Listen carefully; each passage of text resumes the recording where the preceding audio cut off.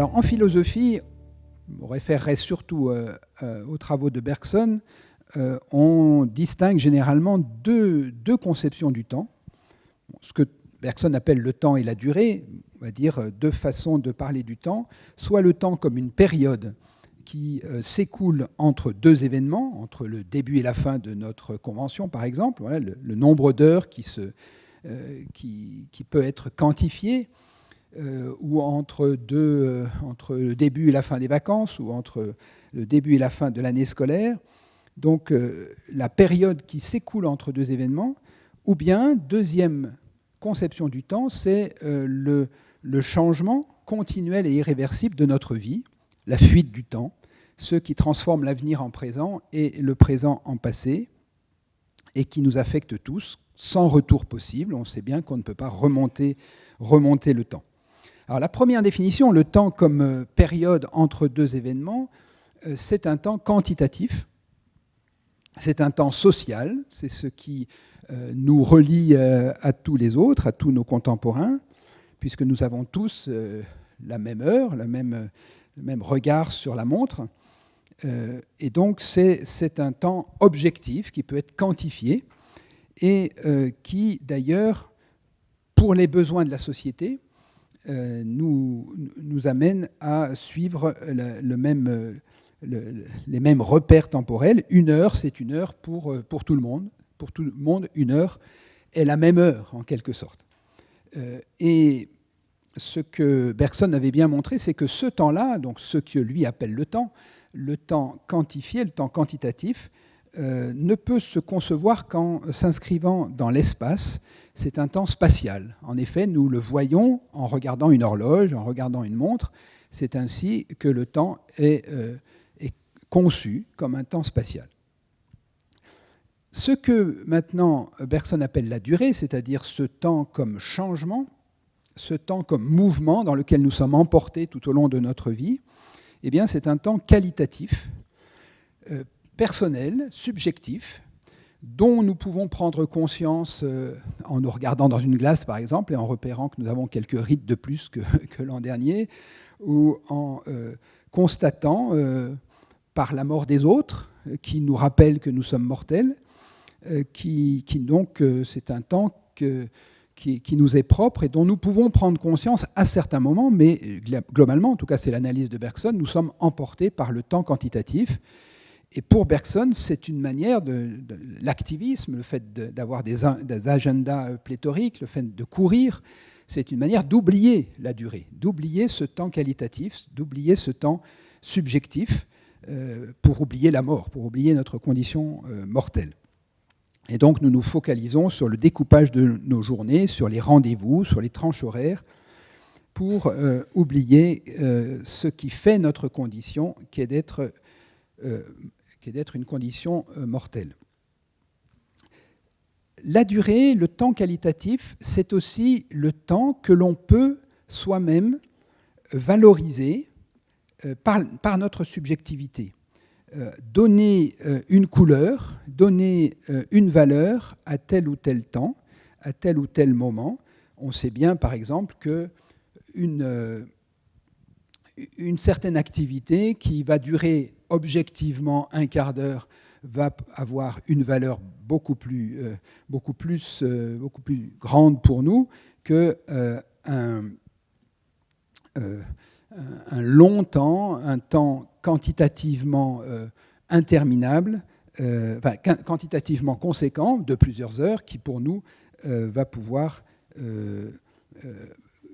être vécu autrement. Si on prend un exemple plus flagrant, un temps d'une seconde de grande souffrance, si vous coincez vos doigts dans une portière pendant une seconde, cela va vous paraître infini, alors qu'un temps beaucoup plus long, mais dont vous aimeriez que ça dure plus longtemps, à vous de choisir ce que vous voulez, une nuit d'amour ou bien un bon repas, eh bien cela vous paraîtra toujours trop court. Donc le temps qualitatif est valorisé, le temps quantitatif est objectif. Voilà, ça c'est l'analyse de Bergson, et on va voir ce qu'on va pouvoir en faire en prison. mais j'aimerais, avant de venir au temps carcéral ou au vécu du temps en prison, proposer une troisième conception du temps qui me semble tout à fait précieuse. C'est le temps comme ressource. Non pas seulement le temps quantitatif, le temps comme période ou le temps comme changement, mais le temps comme ressource, quelque chose que nous aurions à notre disposition et qui est une ressource non renouvelable parce qu'on en fait ce que l'on peut en décider. C'est un temps qui va être un stock qui va être le même pour tous, mais que l'on va pouvoir utiliser ou pas selon les choix que chacun aura fait. Donc c'est notre rapport au temps qui fera de ce temps un temps valorisant ou un temps inutile, ou un temps perdu. Et donc je trouve que c'est précieux de regarder le temps comme ressource et pas seulement comme temps ou durée au sens de Bergson. Le temps comme ressource, c'est la prise de conscience du fait que nous avons à notre disposition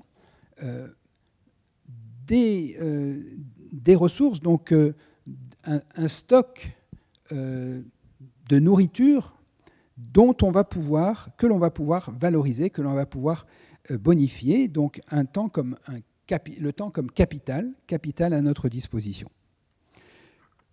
Et évidemment, ce temps peut être gaspillé, peut être inutilisé, ou au contraire bonifié.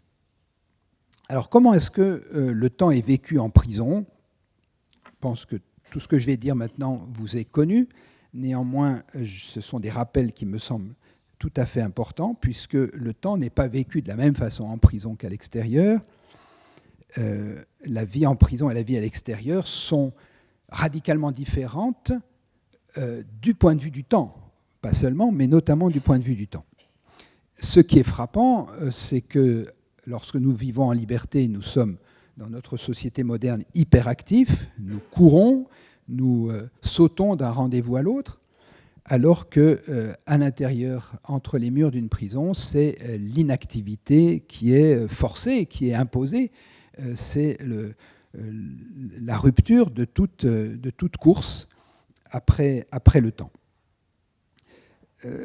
Vous connaissez peut-être les expériences qui ont été faites il y a déjà bien longtemps maintenant, une bonne cinquantaine d'années, par un spéléologue, Michel Siffre, qui a écrit un livre intitulé « Hors du temps ».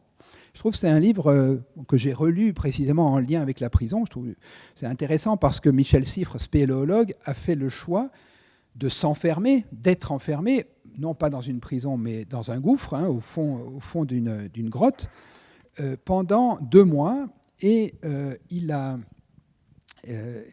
sans montre, sans savoir, donc il n'avait plus le repère ni de la montre, ni du soleil ou des étoiles ou de la lune. Il ne savait pas quand c'était le jour, quand c'était la nuit, il ne savait pas quelle heure il était.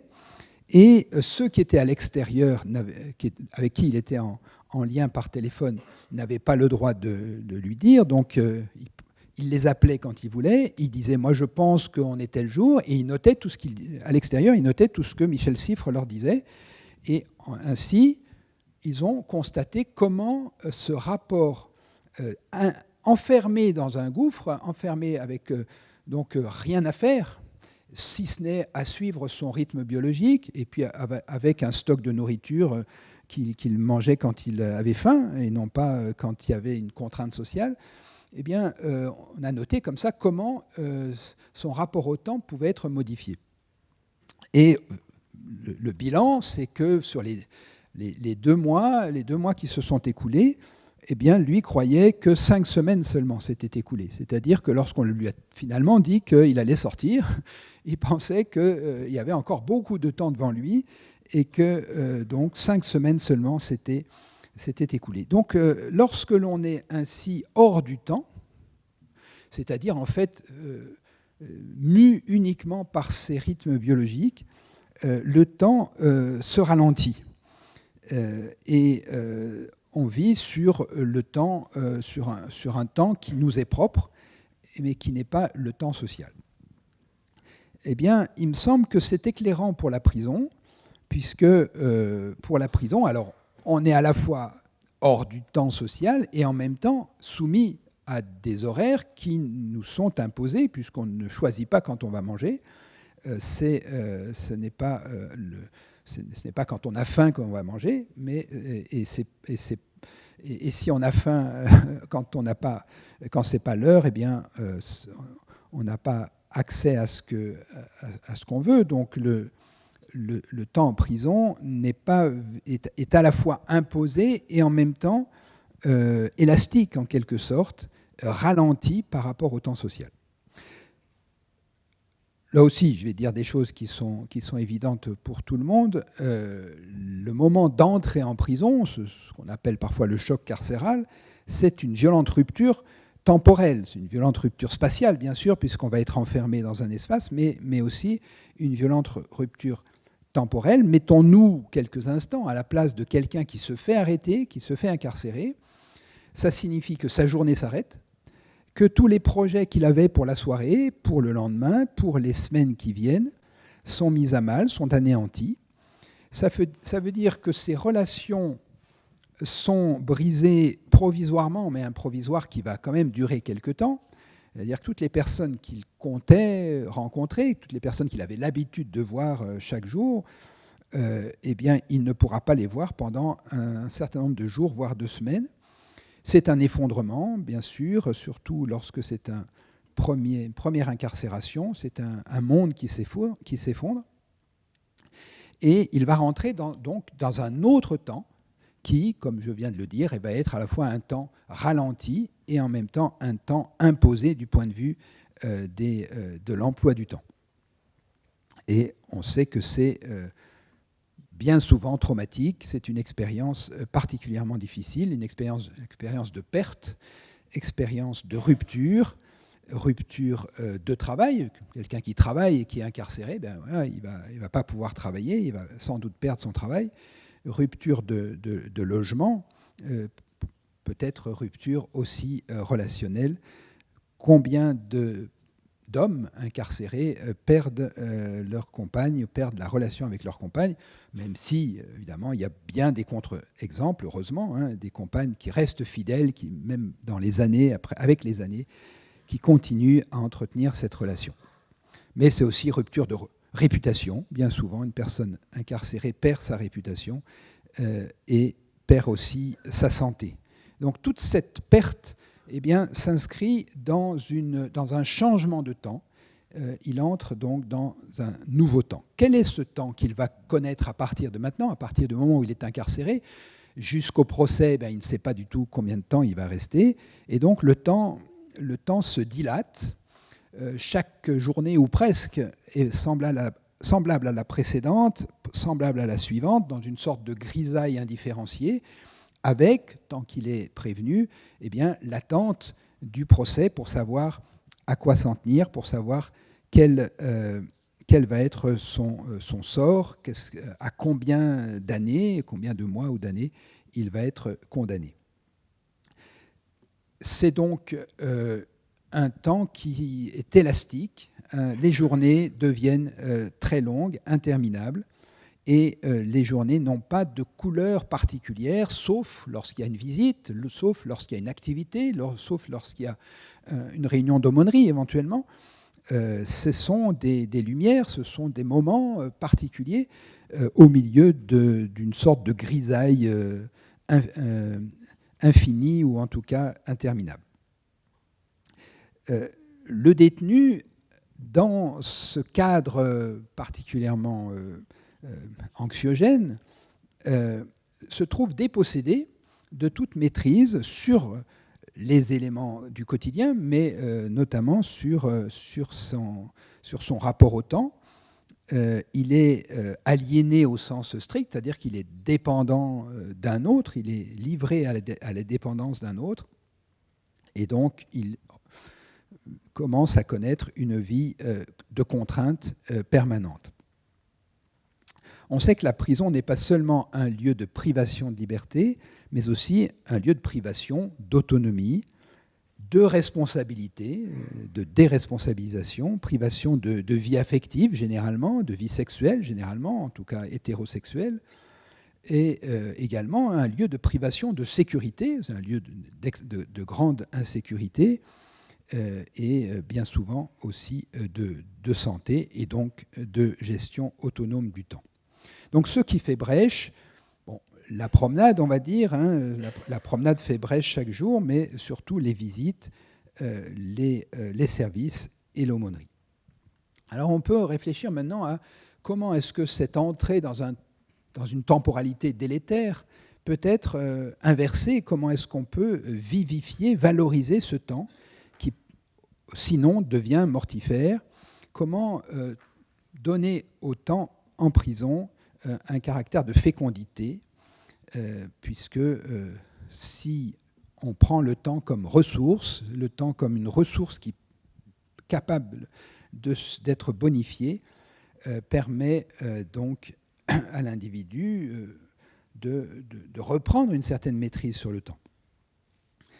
Alors, on a parlé d'un certain nombre de choses déjà depuis ce matin, et puis il y a bien d'autres idées que vous avez que l'on n'a pas évoquées, faire des études, préparer la sortie, mais je voudrais m'arrêter un petit peu sur l'aumônerie, que Brice va ensuite développer davantage tout à l'heure. L'aumônerie de prison peut être une occasion, un lieu, un espace tout à fait précieux pour reconsidérer sa vie et reprendre un rapport au temps qui soit un rapport constructif au temps. Je m'arrête sur l'aumônerie parce que c'est une dimension que je connais mieux, mais je suis certain, et vous pourrez le dire, qu'il y a aussi d'autres activités que l'aumônerie qui pourraient jouer la même fonction.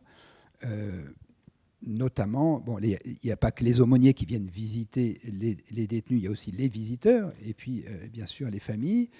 Et je suis sûr qu'avec des psychologues, avec des éducateurs, ce que je vais dire maintenant peut tout à fait jouer. Dans les entretiens individuels de l'aumônier, va pouvoir se construire ce que Paul Ricoeur appelle l'identité narrative. L'identité narrative, c'est un concept de Paul Ricoeur qui me semble ici tout à fait à propos pour parler de ce qui se passe dans les entretiens avec un aumônier, avec aussi un psychologue ou un visiteur. De quoi s'agit-il? Alors, je vais rapidement résumer l'analyse de Paul Ricoeur. Paul Ricoeur nous dit que l'identité de tout un chacun est en construction permanente et elle est en construction par la narration. C'est-à-dire que mon rapport à moi-même et les réponses que je peux moi-même apporter à la question « Qui suis-je » ce rapport va se construire sur la narration. C'est en racontant, c'est en me racontant que je vais pouvoir me trouver moi-même et faire de ma propre vie une vie qui ait un certain sens. Très rapidement, je ne vais pas faire un cours sur Paul Ricoeur, mais très rapidement, Paul Ricoeur distingue dans toute identité personnelle, les deux pôles de l'identité, qu'il appelle avec des termes techniques, des termes jargon philosophique, la mêmeté et l'ipséité, ou l'identité idem ou l'identité ipsé. Cela signifie que nous avons tous dans notre identité un pôle de notre identité, un élément de notre identité qui est immuable, c'est l'identité idem ou la mêmeté, qui est immuable, qui ne change pas de notre naissance à notre mort. C'est ce qui nous définit en propre et c'est ce qui fait que je suis qui je suis, indépendamment des autres. Donc ce que j'ai, ce que je porte depuis ma naissance. Et puis l'identité ipsée, l'identité ou l'ipséité, c'est le deuxième pôle de l'identité qui concerne ce qui, dans mon identité, donc dans ce qui fait que je suis qui je suis aujourd'hui, ne vient pas depuis ma naissance, mais a surgi tout au long de mon existence par des rencontres ou par des interactions. Pour le meilleur et pour le pire. Et comme on parle de la prison, j'insiste aussi pour le pire, parce que si cette rencontre ou cette interaction se joue sur une promiscuité avec une personne peu recommandable pendant des mois, voire des années, cela peut affecter mon identité d'une manière délétère aussi. Donc ça peut être pour le meilleur. La rencontre que j'ai faite avec quelqu'un va réveiller en moi une vocation, va m'ouvrir, va permettre d'épanouir des virtualités que je porte. Et ça sera donc une partie de mon identité qui viendra de la rencontre. Donc pour le meilleur, ou pour le pire comme pour le meilleur. Et donc c'est cette dialectique entre une identité immuable et une identité en mouvement permanent, une identité idem et une identité ipse, qui fait que je suis qui je suis aujourd'hui. Eh bien, la narration, nous dit Ricoeur, et notamment la narration dans un cadre d'aumônerie, dans le cadre d'une narration de soi devant une oreille bienveillante, devant une personne qui est là pour moi, pour m'écouter et pour me considérer, la narration permet de prendre conscience de cette dialectique entre identité idem et identité ipse, et cela sur un plan temporel, puisque je me rends compte, si je me raconte à quelqu'un, je me rends compte à quel point des rencontres, des interactions ont pu être délétères et d'autres ont pu être au contraire constructives. L'expérience même de la rencontre d'aumônerie, par exemple, contribue aussi à cette ipséité, c'est-à-dire que la rencontre d'aumônerie peut m'aider à enrichir ma vie par ce que l'autre représente. Il y a des détenus qui n'ont jamais été écoutés vraiment, qui n'ont ni dans leur milieu familial, ni dans aucune des expériences de leur vie qu'ils ont faites, n'ont jamais été en situation de rencontrer quelqu'un qui les écoute activement et avec une oreille bienveillante, avec aussi tout un langage non verbal, avec un regard de bienveillance, avec une attention, le fait d'être présent, mais pas seulement présent au présent, mais présent à l'autre. La présence à l'autre, c'est l'attitude même de l'aumônier, d'être présent à l'autre. Cela, parfois, fait des miracles, tout simplement parce que c'est la première fois dans leur vie qu'ils auront vraiment été écoutés et qu'ils auront ainsi rencontré une bienveillance totale. Voilà, donc je voudrais terminer là-dessus en disant que le temps peut être en prison bonifié s'il est mis au service de la construction de l'identité, notamment par les rencontres, notamment par la bienveillance, par le regard de l'autre, par le regard de bienveillance. Évidemment, c'est aussi, et souvent l'aumônerie va conduire à cela, c'est aussi se tourner vers des textes bibliques, si c'est une aumônerie chrétienne, ça peut être le Coran, si c'est une aumônerie musulmane, vers des textes qui vont nourrir aussi ce cheminement, de telle sorte que les journées ne soient plus cette grisaille, mais que ces journées prennent du sens. J'ai évoqué l'aumônerie, mais je pourrais prendre un exemple bien différent et qui cependant est analogue. J'ai lu récemment ce livre de Pierre Aézé qui s'intitule « Épictète en prison ». Je ne sais pas si vous connaissez ce livre. Voilà, donc un homme qui a été condamné à 14 ans, enfin qui a fait 14 ans de prison, je ne sais plus à combien il était condamné, mais voilà, qui est sorti au bout de 14 ans de prison suite à un homicide. C'était un médecin, et qui raconte qu'en prison, il a découvert Épictète, c'est-à-dire qu'à la bibliothèque de la prison, il y avait des livres de philosophie, et il a découvert Épictète, il s'est passionné, et sa vie a changé, et il dit c'est ça qui l'a sauvé de la folie. C'est ça qui lui a permis de donner du sens à sa vie, donc c'est une conversion philosophique. Et maintenant, il est professeur de philosophie, après avoir passé un doctorat. Voilà, il est professeur de philosophie dans une université, après avoir donc découvert Épictète en prison. Donc je vous conseille vraiment ce livre, Épictète en prison, c'est très intéressant. Alors il reconnaît qu'il y en a qui se convertissent en prison à une foi religieuse, mais que lui s'est converti à une foi philosophique en quelque sorte. Et c'est cela qui, après, lui a permis de rencontrer des philosophes et par la narration, là aussi, la narration lui a permis se sauver la vie, en quelque sorte. Il dit, c'est moi-même qui me suis sauvé la vie grâce à Épictète, mais ce n'est pas un dieu, ce n'est pas une instance supérieure, transcendante. C'est moi-même qui me suis sauvé la vie. Et toutes les rencontres qu'il a faites lui ont permis de ne pas sombrer dans la folie. Voilà, je voudrais ainsi terminer sur cette idée que la prison est évidemment délétère, une expérience traumatique. Néanmoins, vous en avez sans doute une expérience narrative précisément. Hein, pour bien des personnes qui sont passées par la prison, le temps peut être non pas seulement destructeur, mais aussi constructif.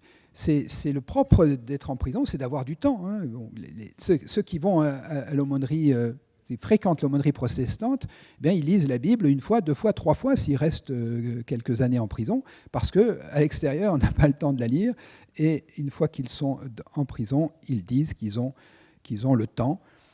Et je terminerai avec cette distinction du Nouveau Testament en grec, la distinction entre chronos et kairos, donc deux autres conceptions du temps. Le temps chronos, c'est le temps de Bergson, le temps quantitatif, hein, le temps qui s'écoule, mais qui distingue donc, qui peut être divisé en minutes, en heures, en minutes, et qui distingue donc, qui est une période entre deux événements. Et puis le temps comme kairos. Le kairos, c'est l'événement favorable, le temps qui fait brèche dans le chronos. C'est donc un événement inattendu et qui vient donc transformer le temps. Eh bien, pour un certain nombre de détenus, il y a eu un kairos à un moment donné, une rencontre, un événement qui leur a permis de transformer leur rapport au temps et faire en sorte que leur séjour en prison, si j'ose dire, n'ait pas été totalement destructeur.